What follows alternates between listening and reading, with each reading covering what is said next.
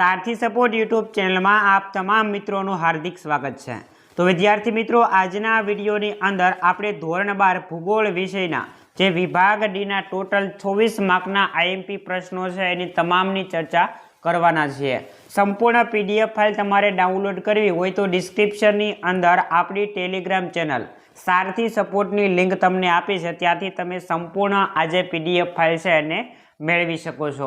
Okay, वधारे समय नहीं लेवो, आपणे आ विडियोनी शरूआत करीए। तो विद्यार्थी मित्रों, धोरण 12 भूगोल विषयनी अंदर विभाग डी है ए टोटल 24 मार्कनो तमने पूछाय छे। केटला मार्कनो? तो के 24 मार्कनो।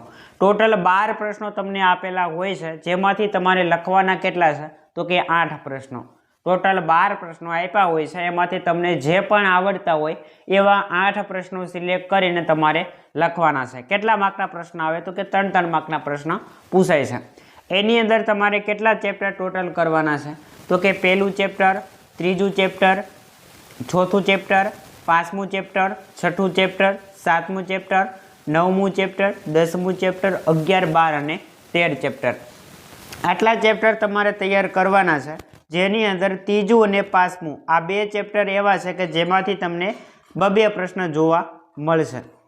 तीजું અને પાંચમું चेप्टर जोईए आपणे सौथी पहेला प्रकरण नंबर 1 ना आईएमपी, जेनी अंदर आपणे टोटल 4 आईएमपी प्रश्न लीधेला छे। जेनी अंदर पहेलो प्रश्न, मानव भूगोळना कार्यो स्पष्ट करो। मानव भूगोळना कार्यो स्पष्ट करो। तमारे संपूर्ण पीडीएफ फाइल मेळवी होय तो डिस्क्रिप्शन में लिंक आपी छे, अथवा तो तमे स्क्रीनशॉट पण लई शको छो। बीजो प्रश्न है संभववाद विचारधारा समझावो। त्यार पछी त्रीजो प्रश्न, निश्चयवाद विचारधारा चर्चो। अने छेल्लो प्रश्न, निश्चयवाद अने संभववाद तफावत समझावो। तमे संभववाद विचारधारा अने निश्चयवाद विचारधारा बंने प्रश्न कर नाखो एटले एनी अंदर आज तफावत वाळो प्रश्न है ऑटोमेटिकली एमां आवी जशे।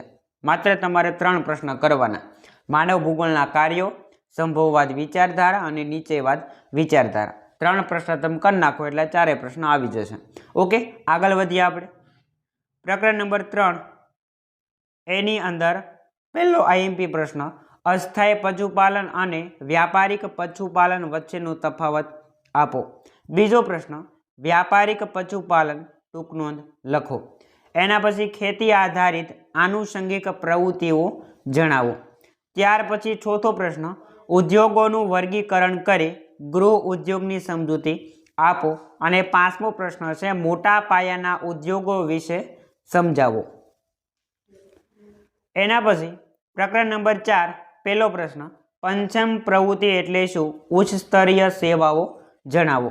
त्यार पछी बीजो प्रश्न है विज्ञान अने टेक्नोलॉजी पार्क कोने कहेवामां आवे छे? ते क्या शहर में आवेलो छे? त्यार पछी विद्यार्थी मित्रों तीजो प्रश्न है इन्फॉर्मेशन टेक्नोलॉजी समझावो। अने लास्ट प्रश्न प्रकरण नंबर 4 नो, मानवीनी तृतीयक प्रवृत्ति में सेवाओनी माहिती आपो। तो आ 4 प्रश्न तमारे प्रकरण नंबर 4 मांथी करवाना छे। त्यार पछी विद्यार्थी मित्रों प्रकरण नंबर 5 आवे छे, जेनी अंदर पहेलो आईएमपी प्रश्न है कि पाइपलाइनना लाभो जणावो। बीजो प्रश्न, हवाई मार्गोनो विकास समझावो। त्रीजो प्रश्न, सुएज नहेर विषे नोंध लखो। त्यार पछी परिवहन संबंधी समस्याओ समझावो। 5 नंबरनो प्रश्न, सड़क मार्गोनुं महत्व समझावो। अने 6 नंबरनो प्रश्न है रोपवे विषे टूंक नोंध लखो। तो विद्यार्थी मित्रों चेप्टर नंबर 5 मांथी तमारे 6 प्रश्न तैयार करवाना है। आमांथी 2 प्रश्न आवे छे। त्यार पछी प्रकरण नंबर 6 जेमां आपणे टोटल 6 आईएमपी प्रश्न लीधेला छे। जेमां पहेलो प्रश्न, समाचार पत्रों अने सामयिको विषे नोंध लखो। बीजो प्रश्न, इंटरनेट ने कारणे दुनिया नानी बनी गई है, आ विधान समझावो। त्यार पछी त्रीजो प्रश्न, फिल्म उद्योग विषे सविस्तर चर्चा करो। त्यार पछी आकाशवाणी उपर टूंक नोंध पूछी छे। एना पछी कम्प्यूटरना उपयोगो लखो। अने छेल्ले ईमेल विषे टूंक नोंध लखो। तो विद्यार्थी मित्रों प्रकरण नंबर 6 में तमारे टोटल 6 प्रश्न तैयार करवाना छे।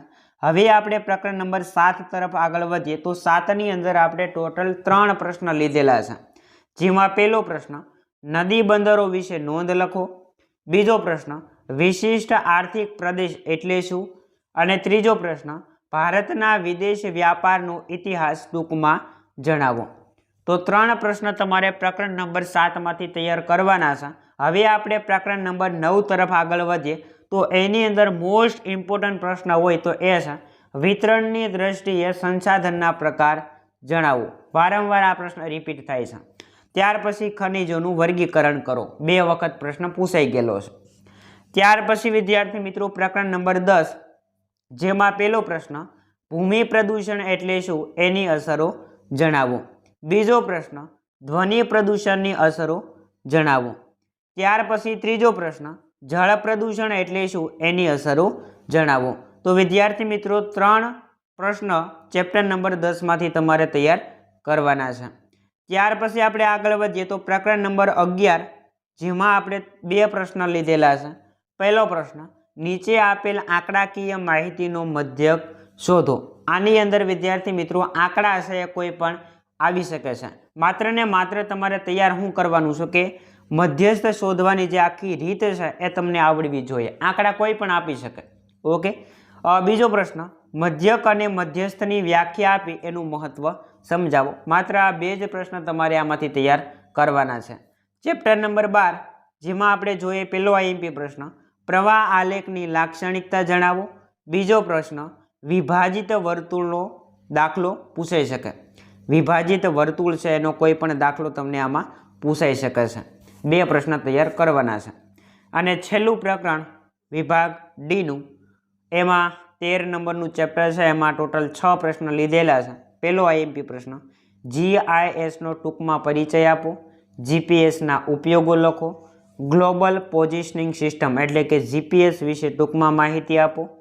ત્યાર પછી ચોથો પ્રશ્ન કમ્પ્યુટરને કારણે નકશા નિર્માણમાં થતા ફાયદા જણાવો। એના પછી જીપીઆરએસ સિસ્ટમ વિશે ટૂંકમાં માહિતી આપો। અને છેલ્લો પ્રશ્ન હાર્ડવેર અને સોફ્ટવેરનો પરિચય આપો। ટોટલ પ્રકરણ નંબર 13 માંથી 6 પ્રશ્ન છે તમારે તૈયાર કરવાના છે। તો વિદ્યાર્થી મિત્રો આ હતા ધોરણ 12 ભૂગોળ વિષયના વિભાગ ડીના 24 ગુણના પ્રશ્નો। ગેરંટી સાથે કહું છું કે 24 ગુણનું તમને આટલા પ્રશ્નમાંથી જ આવશે। જો વિશ્વાસ ન આવતો હોય તો ગયા વર્ષનું તમે ક્વેશ્ચન પેપર જોઈ લો અને અગાઉ આપણી ચેનલ દ્વારા જે આઈએમપી પ્રશ્નો આપવામાં આવેલા હતા એ પ્રશ્નો જોઈ લો। દરેકે દરેક પ્રશ્ન એ જ આવે છે। ઓકે, અને હજી તમે ચેનલ ઉપર નવા આવ્યા હોય તો ખાસ ચેનલને સબસ્ક્રાઈબ કરી લેજો, કારણ કે આ ચેનલ ઉપર તમામ વિષયના આઈએમપી પ્રશ્નો મળી રહેશે। આ ઉપરાંત બોર્ડના જે ક્વેશ્ચન પેપર લેવાઈ જશે અને તરત જ તમારે સોલ્યુશન જોઈએ છે તો આ ચેનલ ઉપર તમને એ પણ મળી રહેશે। ઓકે, તો વિદ્યાર્થી મિત્રો મળીએ નવા જ વિડીયો સાથે। જય હિન્દ, જય ભારત।